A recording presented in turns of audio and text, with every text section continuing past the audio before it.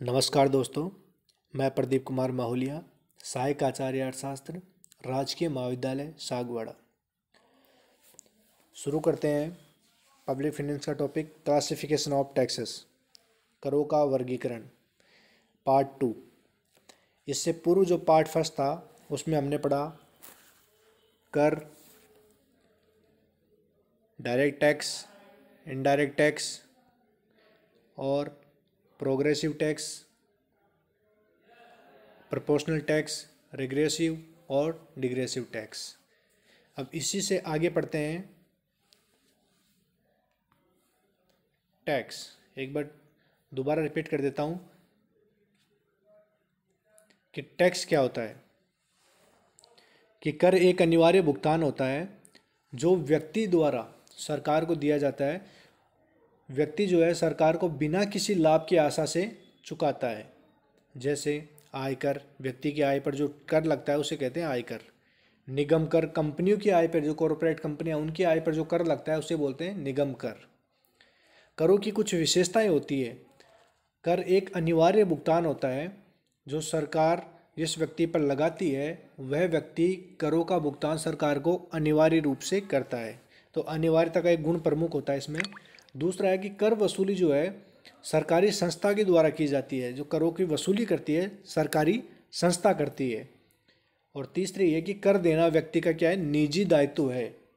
जिस पर सरकार कर लगाती है वो व्यक्ति करों को निश्चित रूप से चुकाएगा। ये व्यक्ति का खुद का निजी अधिकार है, निजी दायित्व है, वो इसको चुकाएगा ही चुकाएगा। बात करते हैं करों से आगे। तो कर के दो पार्ट होते हैं। एक होता है इम्पैक्ट ऑफ टैक्स, दूसरा होता है इंसिडेंस ऑफ टैक्स, यानी कराघात और करापात। कराघात का मतलब होता है करों का प्रथम भाग, यानी सरकार जिस व्यक्ति पर कर लगाती है तो वो जो फर्स्ट पॉइंट होता है, फर्स्ट पॉइंट ऑफ कॉन्ट्रैक्ट, यानी प्रथम संपर्क बिंदु जो होता है उसे कहते हैं कराघात। ठीक है। और करों का अंतिम भाग, सरकार जिस पर कर लगाई वो तो करों का प्रथम भाग हो गया। और करों को जो चुकाता है सरकार को, अंतिम रूप से चुकाता है, उसे कहते हैं करापात। ठीक है। तो कराघात की बात करते हैं। करों का प्रथम भाग होता है करदाता। ठीक है। करदाता के साथ कर का प्रथम संपर्क बिंदु क्या कहलाता है, कराघात कहलाता है। कहने का मतलब है जिस व्यक्ति पर सरकार कर लगाती है उसी पर कानूनी रूप से कर भुगतान का क्या होता है, प्रथम दायित्व उसी का होता है जिस पर सरकार कर लगाती है। तो उसे क्या कहेंगे, कराघात। दूसरा है करापात की बात। करापात का मतलब है करों का अंतिम भाग या कर का अंतिम विश्राम बिंदु क्या कहलाता है, करापात कहलाता है। इसमें क्या होता है कि करापात उस व्यक्ति पर होता है जो कर भार को अंतिम रूप से वहन करता है। जैसे कि एग्जाम्पल है, व्यक्ति की आय पर सरकार ने कर लगाया आयकर के रूप में और व्यक्ति ने सरकार को करों का भुगतान कर दिया। तो सरकार ने जो कर लगाया था व्यक्ति की आय पर वो तो क्या कहलाएगा, कराघात। और उसी व्यक्ति ने सरकार को करों का भुगतान कर दिया तो वो क्या कहलाएगा, अगर व्यक्ति आय का भुगतान करता है तो वो क्या कहलाएगा, कर का अंतिम भार कहलाएगा, कर का करापात कहलाएगा वो। ठीक है। इसी का ये डायरेक्ट टैक्स भी हो गया। प्रत्यक्ष कर में क्या होता है, जिस व्यक्ति पर सरकार कर लगाती है वही व्यक्ति अंतिम रूप से करों का भुगतान करता है, वो क्या कहलाता है, प्रत्यक्ष कर।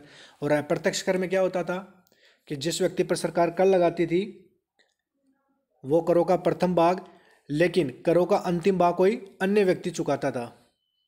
ठीक है। वो कहलाता था अप्रत्यक्ष कर। अब बात करते हैं आगे कराघात और करापात में अंतर। इसके माध्यम से आप अच्छे से समझ पाओगे। कराघात कर का क्या कहलाता है, प्रारंभिक भाग कहलाता है। ये प्रारंभिक भाग को प्रकट करता है, जबकि करापात क्या होता है, कर के अंतिम भाग को दर्शाता है। इसी के अलावा कराघात का जो भार है वह व्यक्ति अनुभव करता है जिसे सरकार कर वसूल करती है, जबकि करापात में क्या होता है, करापात का भार उस व्यक्ति द्वारा अनुभव किया जाता है जो वास्तव में उस कर भार को सहन करता है। ठीक है। तीसरा अंतर है, करापात में क्या होता है कि करापात को भार जो है एक व्यक्ति किसी दूसरे व्यक्ति पर शिफ्टिंग या विवर्तित कर सकता है, जबकि कराघात में क्या होता है, कर विवर्तन संभव नहीं है। क्यों संभव नहीं है, क्योंकि कराघात क्या है, कर का प्रारंभिक स्पर्श बिंदु है, इसको किसी दूसरे पर टालना संभव नहीं है, जबकि करापात में संभव ये चीज़ है। ठीक है, अब बात करते हैं कर विवर्तन, टैक्स शिफ्टिंग। कर विवर्तन क्या होता है? कर विवर्तन वह प्रक्रिया है जिसमें कर का जो मौद्रिक भार होता है वो एक व्यक्ति से दूसरे व्यक्ति पर टाला जा सकता है। ठीक है, अब ये कर का जो विवर्तन है बाजार की स्थिति, मांग और पूर्ति की लोच के आधार पर होता है, और ये आगे भी किसका सकते हैं इसको, और पीछे भी टाल सकते हैं। ये अग्रगामी और पश्चिमगामी दोनों प्रकार से होता है। ठीक है, टैक्स शिफ्टिंग ये क्या होता है? बाजार की स्थिति की, बाजार में स्थिति कैसी है, मांग और पूर्ति, मांग की जो लोचे हैं उनके आधार पर इसका निर्धारण होता है। अग्रगामी कैसे? जैसे सरकार चीनी उत्पादक जो है उस पर उत्पाद शुल्क लगाती है। ये उत्पाद शुल्क क्या है? कराघात है। उत्पादक चीनी के मूल्य में क्या करता है? उत्पाद शुल्क की राशि जोड़कर उपभोक्ता से बढ़ी हुई कीमत वसूल कर लेता है। तो ये क्या हो गया? अग्रगामी, आगे की ओर कर का विवर्तन। यानी सरकार को जो उसने कर चुकाया था वो कर की राशि उस वस्तु के मूल्य में जोड़कर उपभोक्ता से वसूल कर लेगा। तो आगे किसका ना कहते हैं इसे, कर विवर्तन को। दूसरा होता है पश्चिमगामी यानी बैकवर्ड शिफ्टिंग।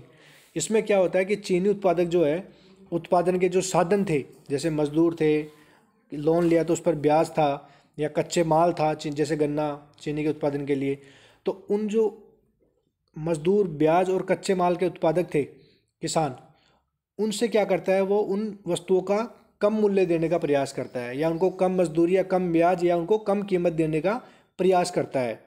ठीक है, तो ये क्या कहलाता है? पश्चिमगामी, यानी उसने क्या कर दिया? पीछे शिफ्टिंग कर दिया। ठीक है, ये कहलाता है कर विवर्तन का पश्चिमगामी प्रभाव। अब बात करते हैं शेष की, उपकर की बात। उपकर जो होती है सरकार द्वारा किसी खास उद्देश्य के लिए लगाया जाता है जनता पर, तथा ये राजस्व जो होता है, यानी इस शेष से जो सरकार को राजस्व प्राप्त होता है ये उसी उद्देश्य पर खर्च किया जाता है जिस उद्देश्य से सरकार इसको लगाती है। जैसे कृषि कल्याण उपकर, सरकार ने कृषि कल्याण पर जो उपकर लगाया, कृषि कल्याण उपकर लगाया जनता पर, इससे जो भी रुपया आएगा वो सारा का सारा किस पर खर्च करेगी? कृषि के कल्याण पर खर्च करेगी। जैसे health and education process, health and education cess में सरकार को जितना रुपया प्राप्त होता है वो सारा का सारा किस पर खर्च करती है? हेल्थ और एजुकेशन पर। जैसे स्वच्छ भारत उपकर, स्वच्छ भारत उपकर में सरकार को जितना भी शेष प्राप्त होता है, उपकर प्राप्त होता है, वो सारा का सारा स्वच्छ भारत योजना पर खर्च करती है। ठीक है, और इस योजना, इस शेष से जो सरकार को जो पैसा प्राप्त होता है, राजस्व प्राप्त होता है, वो किस में जमा होता है? कॉन्सोलिडेटेड फंड में, यानी समेकित निधि में जमा होता है, और भारत सरकार के पास ही रहता है ये पैसा। ठीक है, और ये क्या है? टैक्स ऑन टैक्स है, ये करों पर कर है। सरकार के जो टैक्स लगते हैं उस पर जो लगता है टैक्स, उसे बोलते हैं सेस। दूसरी बात करते हैं हम सरचार्ज की, अधिभार। अधिभार जो होता है उस व्यक्ति की आय पर लगाया जाता है जो एक सीमा से अधिक होती है। ठीक है, अधिभार व्यक्ति, कंपनी या करदाता के कुल कर दायित्वों का क्या होता है? एक निश्चित अनुपात होता है। जैसे किसी व्यक्ति की आय 1 करोड़ रुपए से अधिक है, सरकार ने क्या किया? जिस व्यक्ति की आय 1 करोड़ रुपए अधिक होगी उस पर 10% क्या होगा? सरचार्ज होगा, यानी अधिभार होगा। ठीक है, तो ऐसे क्या करते हैं? सरकार क्या लगाती है? सरचार्ज लगाती है। तो उसका जो कुल कर दायित्व है क्या हो गया? बढ़ गया, क्योंकि सरकार ने क्या किया? जिसके 10 लाख से आय अधिक होगी उस पर 30% तो कर लगा रखी है। साथ ही अगर 1 करोड़ रुपए से अधिक आय है तो उस पर 10% क्या होगा? अधिभार और होगा, सरचार्ज और होगा। तो इसका कुल कर दायित्व कितना हो जाएगा? 30% प्लस 10% कितना हो गया? 40% हो जाएगा कुल कर भार उसका। ठीक है, इसे कर की प्रभावी दर भी कहते हैं। जो टोटल टैक्स चुका रहा है ना कुल कर भार व्यक्ति, उसे क्या कहेंगे? प्रभावी कर की दर भी कहेंगे। और ये भी क्या है? एक तरह से टैक्स ऑन टैक्स है, ये भी कर पर कर रहा है उसका प्रभाव। और अधिभार से जो भी सरकार को आय प्राप्त होती है वो भी किस में जमा होती है? समेकित कोष में जमा होती है, और भारत सरकार के ये भी उसके पास रहता है। लेकिन सरकार को इसमें एक छूट रहती है कि सरकार इसमें जो पैसा जमा होता है उसको किसी भी उद्देश्य से, किसी भी परियोजना में खर्च कर सकती है, जबकि शेष में जो पैसा जमा होता है सरकार को, वो केवल और केवल उसी उद्देश्य के लिए खर्च किया जाता है जिस उद्देश्य सरकार प्राप्त करती है। ठीक है, अब बात करते हैं स्पेसिफिक टैक्स। ठीक है, स्पेसिफिक टैक्स यानी विशिष्ट कर। विशिष्ट कर क्या होता है? विशिष्ट कर का मतलब होता है कि जब वस्तु के आकार, वजन, गुण, भार आदि के आधार पर सरकार कर लगाती है तो उसे क्या कहेंगे? विशिष्ट कर कहेंगे। विशिष्ट कर क्या, इसे दूसरा नाम क्या है इसका? इकाई प्रति कर। यानी